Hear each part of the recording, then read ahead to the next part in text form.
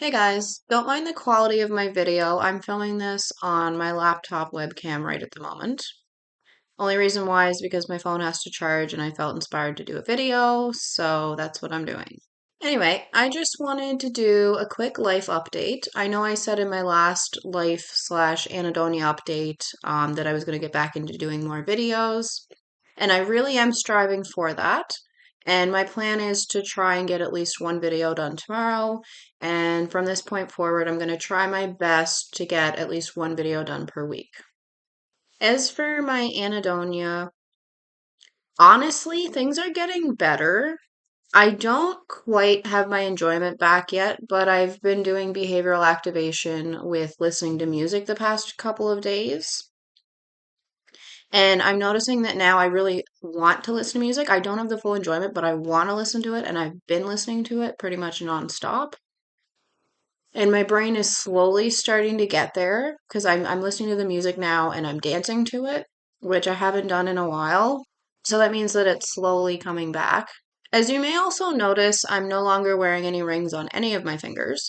The reason why is because I was wearing three 925 silver rings, and two of them were healing crystals. One was garnet, which is supposed to apparently help you feel better emotionally and experience joy again, which is great for anhedonia. And the other one was a piece of moldavite, which is the most powerful healing crystal in the world. And then the other ring I had was just a random fox ring that I got to help save the foxes.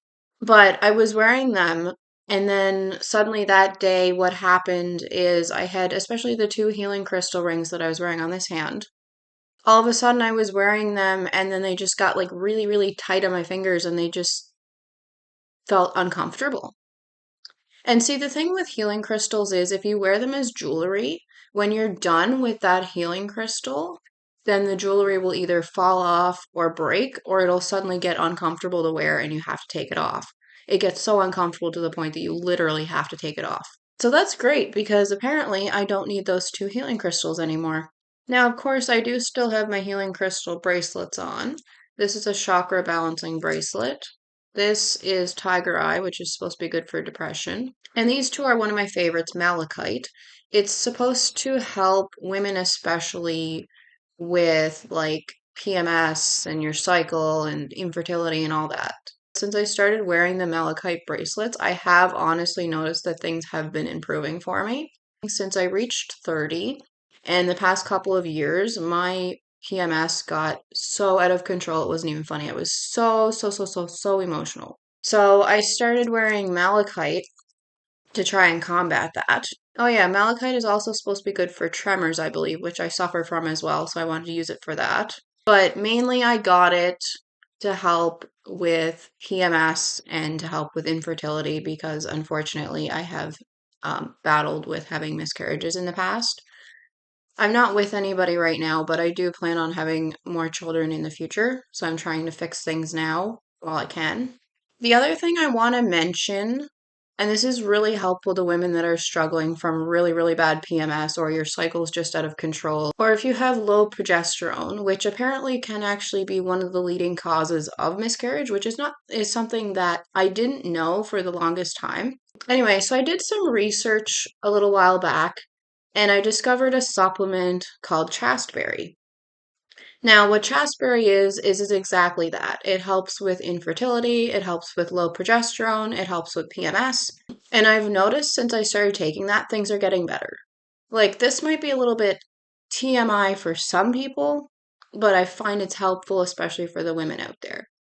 If you're somebody who's struggling from a cycle that, in your opinion, is a little bit too short or less than average, average is 28 days between the first day of one period to the first day of the next. If you're somebody like me and you're struggling from your cycle being shorter than that, taking chasteberry can really help that. Like, I'm living proof. Now, I had a few different times I was taking chasteberry. The reason why is because I ended up in the hospital in between, so unfortunately I was unable to take it.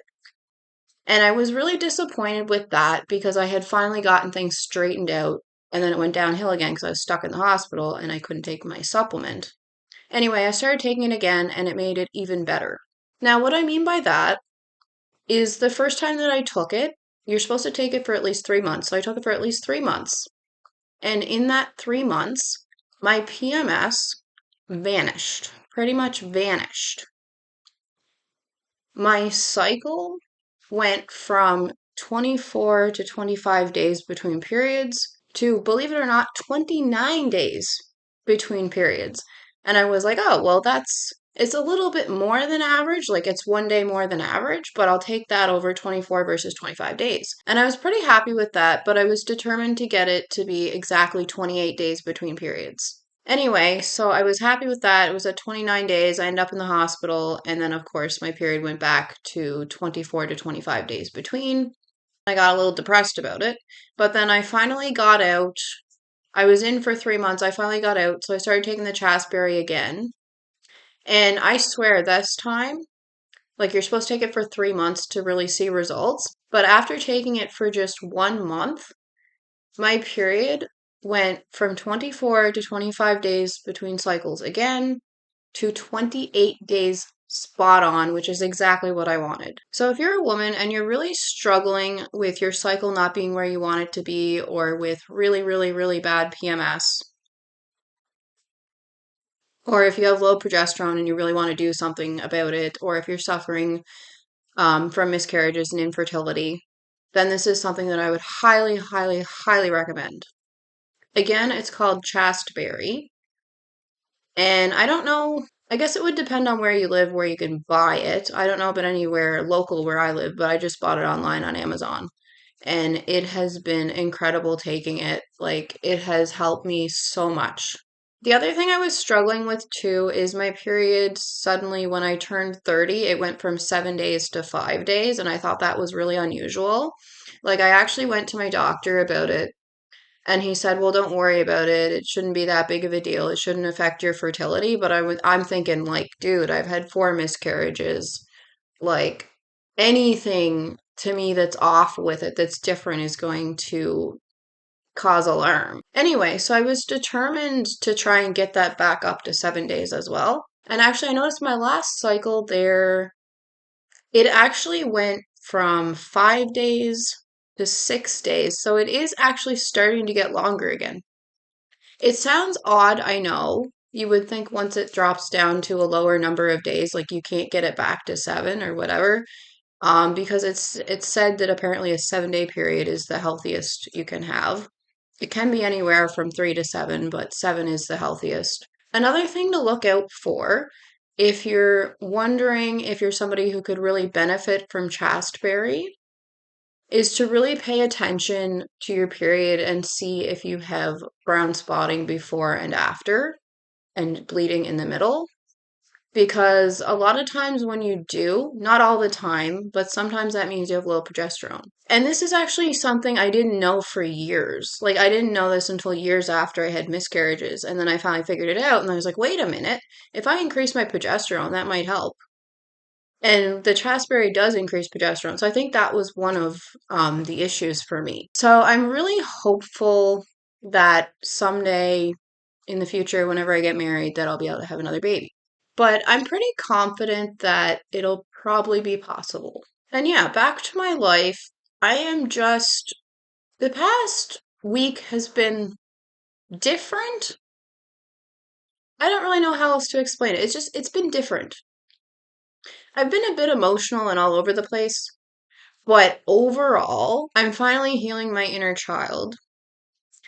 And I've managed to compile a list of a whole bunch of limiting beliefs that I didn't even know I had until the other day when I was just sitting there. And for whatever reason, I guess it's because God's saying, hey, it's time, honey. It's time to deal with this.